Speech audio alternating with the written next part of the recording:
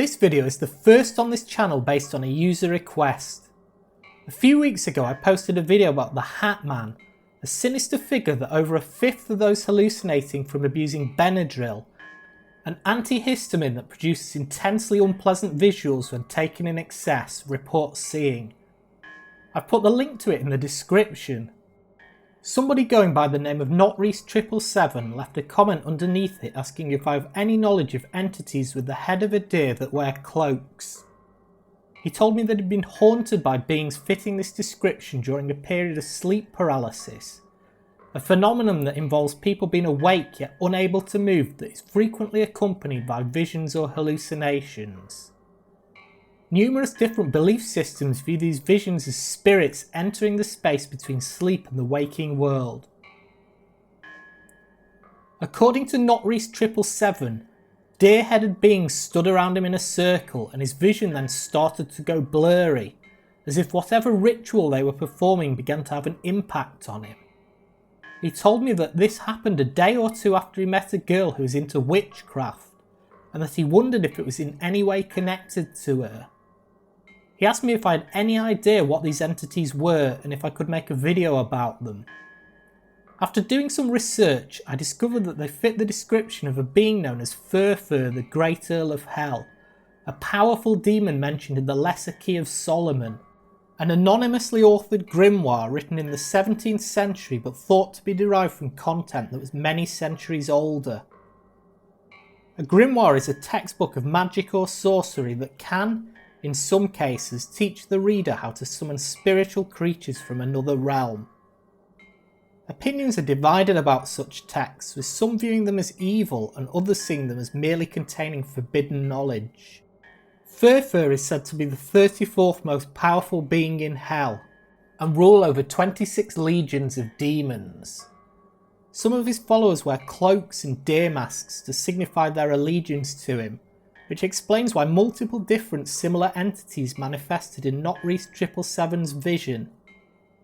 Now, someone who has the title Great Earl of Hell in his name is likely to strike fear into most people, but hell in its original form isn't actually what most people think it is. The origins of the term can be traced back to ancient Norse mythology, where it is said to be a hall below the roots of a great tree at the centre of existence. It isn't a place of suffering or eternal torture and burning. In fact, it was usually described in relatively neutral terms. The etymology of the word lies in the Proto-German Haljo, which means concealed place, and this was essentially what hell was. It was a hidden realm aimed at keeping the dead out of the way of the living. Whilst there, they continued living their lives in much the same way as they did on Earth, albeit segregated from society. The modern concept of hell derives from the Abrahamic faiths, but is actually a conflation of a number of different realms. The first of these is Sheol, which is the Hebrew underworld. This was said to be a dark, shadowy world that everybody went to, irrespective of whether they were bad or good. Again, it was not depicted as a place of punishment, merely as a depository for the dead. The contemporary view of hell is also influenced by biblical descriptions of Gehenna. However, this was said to be a place on earth as opposed to a spiritual location, and was even described as existing just outside of the city walls of Jerusalem. It was used as an example of a horrible place, as it was a rubbish dump where the bodies of murderers and criminals were burned, hence the descriptions of hell as being characterised by fire and brimstone.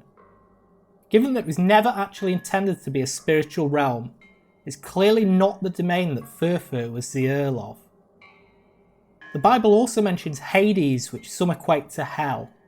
However, in 10 of the 11 instances of the word being used, scholars believe that it was intended to mean death or the grave as opposed to what comes after. There's only a single instance in the Bible in which it's said to be the site of punishment for wrongdoers, which is a passage in which a rich man being tormented in Hades for his indifference to the plight of the poor looks up and sees a former beggar by God's side. However, at no point is it stated that everybody who enters Hades, whether it be a spiritual location or merely a word used to refer to the state of being dead, were tortured in this manner.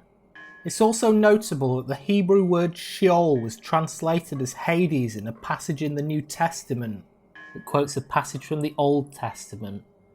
This suggests that the two concepts are one and the same, and that Hades is neutral as opposed to a place designated to wrongdoers, but that some evil individuals can expect to atone for their sins there.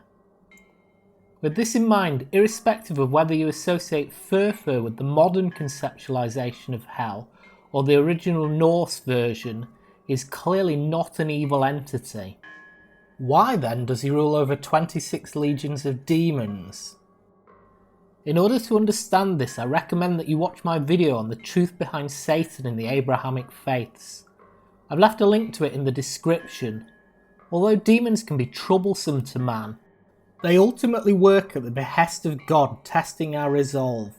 This even applies in the case of Satan, with this being specifically pointed out at numerous different places in the Torah and Bible. So what does Furfur actually want, and why might he have manifested to not reach 777? It's said in the Key of Solomon that he teaches about secret and divine matters. The problem is that he's also said to be a liar. Does that mean that he teaches lessons via deception? It would appear so. In this case, he appears to have communicated his so-called power over his victim by conspiring with his minions to blur Notreese's vision, giving the impression that a ritual involving him had been performed. Perhaps the takeaway here is that Furfur's hold on Notreese is illusory and itself a lie, and that Notreese should not worry about beings from the ethereal realm, as he ultimately possesses the ability to determine what direction they take. Spirits are manifestations of the psyche. This doesn't mean they don't have autonomy. Just as we aren't fully in control of our subconscious, demons and the like have some degree of independence and cannot be easily willed in one direction or another. Easily is still the key word here though, and it's a matter of learning to master the universe within. I hope you've enjoyed this video, and that if you have an encounter with Furfur, you'll now know the significance of it and not be too daunted or taken aback by the experience. Remember, mental resilience is the most powerful weapon a human being can have. Thanks for taking the time to join me on this journey.